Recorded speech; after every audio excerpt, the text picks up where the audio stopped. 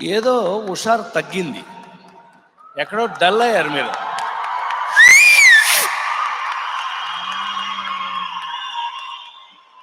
ఏమండి, 48 సంవత్సరాల నుంచి అందరూ గుండె మీద చేయసు చెప్పండి. ఇక్కడ నిన్నే గుండె మీద చేయసు ఏడు మా అన్నయ్యని ఇడుగు.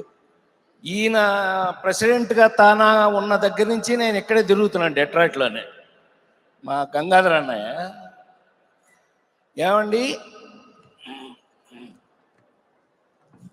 ఇక్కడ ఉన్న ఈ హాల్లో ఉన్న వాళ్ళలో 99.9% పీపుల్ నా సినిమాలు చూసే పెరిగారు.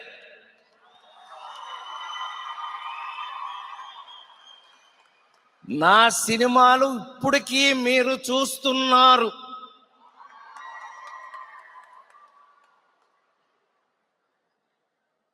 మొన్నే డల్లాస్లో ఓ నాట్స్ ప్రోగ్రామ్కి వెళ్ళాను. సడన్గా ఇలాగా, అబ్బా ఏం గ్యాదరింగ్ అన్నా, ఇవాళ బ్రహ్మాండం, సూపర్, ఇలాగే అద్భుతంగా ఉంది. ఇవాళ ఎలా ఉంది, ఇదేంటి, ఇది డెట్రాయిటా లేకపోతే బెజవాడ తెలియట్లేదు, బెజవాడలాగానే ఉంది. ఉన్నట్టుండి ఒక ఆయన అరిచాడు, అన్నోయ్ నీ మీద బతికేస్తున్నావు అన్నాడు. నా మీద బతకటం ఏంటి నాయన అన్నాడు డల్లాస్లో. ఏమీ లేదన్నయ్య, జీవితం మీద విరక్తి కలిగిన, ఇంటికి వెళ్ళిపోదాం అనిపించిన, ఒక్క సాయంకాలం నీ సినిమా చూసేస్తే మళ్ళీ అంతా మర్చిపోతున్నామండి అని అన్నాడు. ఈ మాట నువ్వే కాదు నాయన, మన భారతదేశ ప్రధానమంత్రి పివి నరసింహారావు గారు కూడా పెద్ద పెద్ద సూట్ కేసులు అయితే చివరికి నా సినిమా చూసి, ప్రశాంత్ మంచిగా నవ్వుపిస్తాడా అన్నాడు. ఆంధ్ర యూనివర్సిటీ వాళ్ళు డాక్టరేట్ ఇచ్చారు నాకు. సో ఈ రోజున మీ అందరి ముందు నేను ధైర్యంగా వచ్చి 24వ తానా మహాసభల్లో నవరస, ఏదో మా వాళ్ళందరూ తెలివి ప్రదర్శించి ఏదో బిరుదిచ్చారు అన్నయ్య నాకు, నవరస నటన చక్రవర్తి. Thank you very much. Suma, నువ్వే బెటర్గా చదువు. సో నాకు అది ఇవ్వడం నిజంగానే. ఈ మధ్య ఒకప్పుడు డాక్టర్ సి నారాయణ రెడ్డి గారు, గురుగారు అనేవారు, ప్రసాద్ నువ్వు ప్రతి ఇంట్లోనూ ఏంటో తెలుసా అనేవాడు. తెలీదు అన్న. అది మన ఊళ్ళో అయినా, అమెరికాలో అయినా, ఆస్ట్రేలియాలో అయినా, ఎక్కడైనా ఉంటాయి. నువ్వేంటో తెలుసా, తెలుగు వాళ్ళ ఇళ్లల్లో అన్నాడు. తెలుగువారి ఇళ్లల్లో నేనేమంటుంది, నేనేంటి అన్నా, ఒక మంచం, ఒక కంచం లాగా ఒక రాజేంద్ర ప్రసాద్ సినిమా. ఆ విధంగా ఉపయోగపడటం. ఇందాక ఏవిలో చిన్న తప్పు రాశారు, నేను ఎక్కడో దొండపాడులో పుట్టాను అది ఇదని. ఏవి తయారు చేసినవాడిని అన్నయ్య, తర్వాత నాకు ఏడి అన్నయ్యడి గంగాధర్ అన్నయ్యడి, పాపం వాడిని చూపుతాను, పాపం వాళ్ళే ప్రేమగా తయారు చేస్తే. నేను విశ్వవిఖ్యాత నట సార్వభౌమ నందమూరి తారక రామారావు గారి ఇంట్లో పుట్టాను.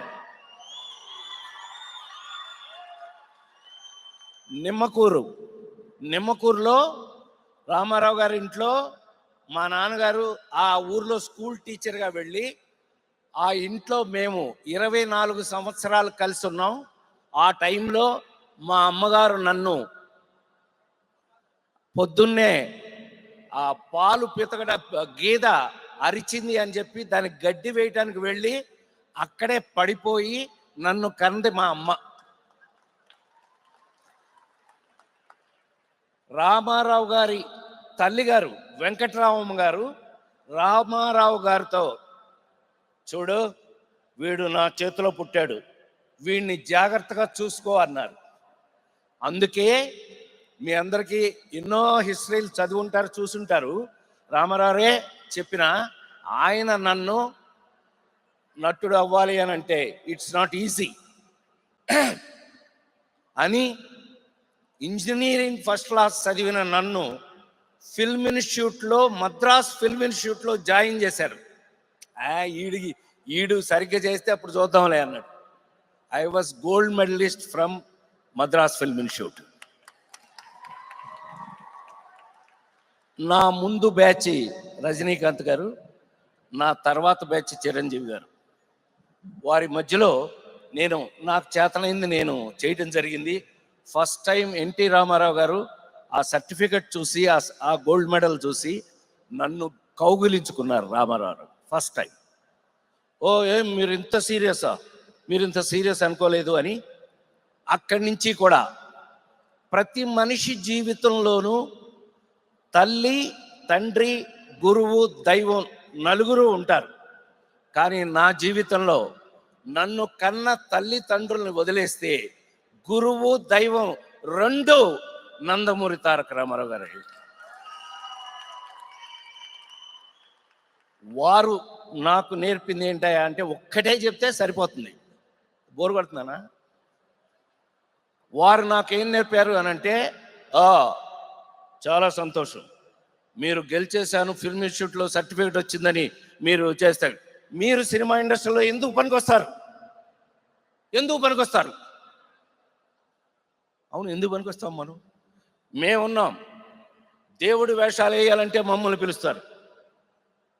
అదే నిజ జీవితంలో ఏదైనా వేషాలు ఏమైనా వేయాలంటే బ్రదర్ నాగేశ్వరరావు గారిని పిలుస్తారు. డిష్యూమ్ చేయాలంటే తమ్ముడు కృష్ణని పిలుస్తారు. ఒక అమ్మాయి కాకుండా రొమాన్స్ చేయాలి ఏదైనా ఇద్దరు ముగ్గురు అని అంటే తమ్ముడు సోమన్ బాబుని పిలుస్తారు. మిమ్మల్ని ఎందుకు పిలవాలి అని. అవును, నిజమే, ఎందుకు పిలవాలి మనని? అప్పుడు నేను సన్నగా దరిద్రంగా ఇంత సత్యసాయిబాబా జుట్టుతో ఉండేవాడిని. అవును, నేను ఎందుకు పనికి వస్తానో తెలియదు.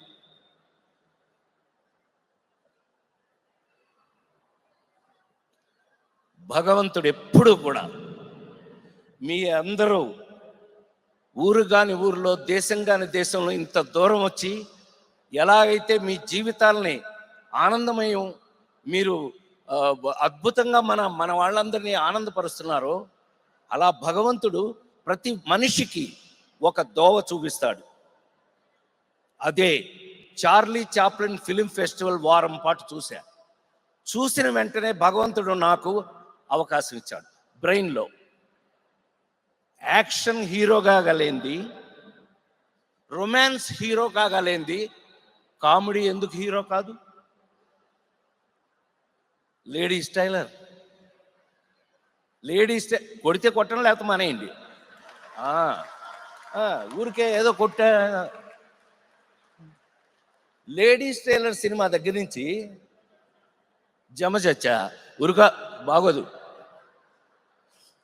ఆ రోజు నుంచి ఈ రోజు వరకు కూడా నాకున్న అదృష్టం ఏంటంటే, సైమల్టేనియస్గా కామెడీతో పాటు కాశ్మోరాల దగ్గర నుంచి, ముత్యమంతు ముద్దుల దగ్గర నుంచి, ఆ నలుగురు సినిమా వరకు కూడా మా మురళీమోహన్ అన్నయ్యకి ఆ నలుగురు అంటే చాలా ఇష్టం.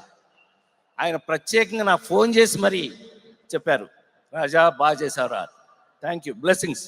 వారి బ్లెస్సింగ్స్ తీసుకుని అలాంటి సినిమా వరకు చేయటం అని అంటే సింపుల్గా చెప్పేస్తా. ఏమండి, ఒక నటుడికి, అన్నయ్య నిజంగా చెప్పు మురళీమోహన్ అన్నయ్య, నీకు వచ్చిందా అవకాశం? ఈయన సినిమాలో ఫేవరెట్ నాకేంటో తెలుసా? జ్యోతి. నాకు జీవితంలో యాక్టర్గా సినిమాల్లో పెళ్లి చేశారండి. పెళ్లి పుస్తకం, శ్రీరస్తు శుభమస్తు. ఏమండి నవీన్ గారు, ఈ నవీన్ గారు ఫస్ట్ సినిమా తీసిన నాతో చెప్పలేదు ఇందాక. శ్రీమంతుడు, అద్భుతమైన వేషం ఇచ్చారు. Thank you sir. ఏమండి, సినిమాల్లో పెళ్లి చేసుకున్నాం, పెళ్లి పుస్తకం. నాకు మొన్నే షష్ఠి పూర్తి వరకు చేశారు సినిమాల్లోని. షష్ఠి పూర్తి అని సినిమా మొన్న తీశారు. సో ఒక నటుడికి అదే సినిమాలో పెళ్లి చేసుకోవడం దగ్గర నుంచి షష్ఠి పూర్తి చేసుకునే అవకాశం రావడం నిజంగా భగవంతుడు నాకు ఇచ్చిన అదృష్టంగా నేను భావిస్తూ, ఇలా ఎన్నో రకాల పాత్రలో ఒక నటుడు ఎన్ని విధాలైనటువంటి డిఫరెంట్ క్యారెక్టర్స్ చేసో అలాంటి డిఫరెంట్ రోల్స్ వచ్చి ఈ రోజు వరకు కూడా మీ అందరి ముందు నిలబడి ఇంకా నటుడుగా ఉండి, అంతకంటే ఇంపార్టెంట్ అది ఇందాక మనం అనుకున్నట్టుగా మీ అందరూ ఇక్కడున్న ప్రతి ఒక్కళ్ళు కూడా నా సినిమాలు చూస్తూ పెరిగారు, నా సినిమాలు చూస్తూ ఉన్నారు. కాబట్టి నాకు అది అదృష్టంగా భావిస్తూ ఇంకా మీ మీ అందరి బ్లెస్సింగ్స్తో ఇంకా భగవంతుడు నాకు ఇచ్చిన అవకాశం వరకు నేను మీతో పనిచేస్తూ మీకు ఉపయోగపడే సినిమాలే చేస్తాను అని మరొక్కసారి మనవి చేస్తూ, బికాస్ మీకు ఎవరికైనా స్ట్రెస్ వస్తే ఒక సినిమా రాజేంద్ర ప్రసాద్ సినిమా వేసుకోవచ్చు అనే ధైర్యాన్ని కలగజేసిన నేనొక్కడిని కాదు, నా రచయితలు, నా దర్శకులు, నా నిర్మాతలు అందరూ కూడా అందులో పార్ట్నర్షిప్ ఉంది. వాళ్ళందరి వల్ల ఇంకా నేను పని చేయగలుగుతున్నాను అనే ధైర్యాన్ని ఇస్తూ